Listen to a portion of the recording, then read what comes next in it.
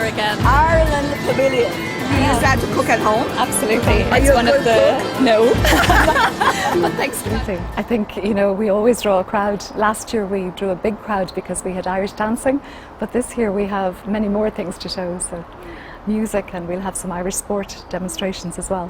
How do you see the ever-increasing contact and cooperation between China and Ireland despite of the pandemic challenge?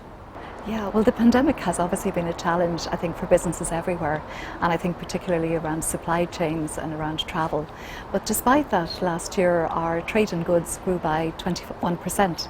So we've actually, been very resilient, and we're delighted the way our exports to China have held up. Trade and services, we don't have the figures as yet for last year, but we know they've grown, and I'm delighted to be here at CIFTIS because services are ever more important in terms of global trade. For Ireland, 59% of our exports are now as services rather than goods.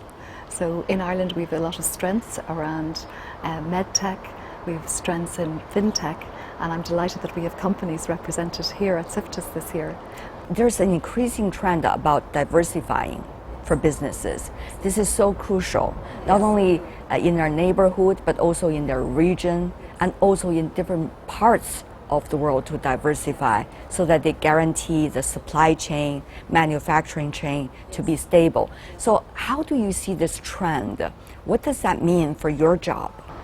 Well, I think for us in Ireland, we're acutely aware of the size of the domestic market here in China, which is just extraordinary.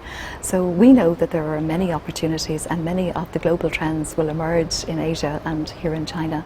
So for that reason, it's very important that our companies have a presence here and are connected to cutting-edge technologies and have partnerships here in China with people so they can learn from each other. I think sometimes we bring the solutions to existing problems, but working together we can really co-create new solutions and new innovative products.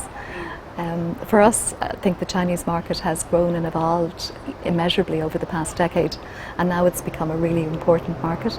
So China is now our 5th most important market globally, and that has grown exponentially. Our agriculture exports have grown now to almost $1 billion a year, which is really extraordinarily successful. And I think what we find is that we need to learn more about the Chinese consumer tastes and their evolving tastes, because we recognise they're a very sophisticated consumer, and we want to make sure that we tailor our products to the needs of the Chinese market. The Chinese government, like the Irish government, we're both prioritising research, we're both prioritising innovation, we're prioritising high tech, so whether it's medtech or whether it's fintech, and as well as that, of course, education. And educational exchange has been a very solid foundation because there's many alumni of Irish universities here in China, and we have many joint programs. We actually have over 98 joint programs, which means that we're seeing Irish students come to China, but we're also seeing increasingly Chinese students coming to Ireland.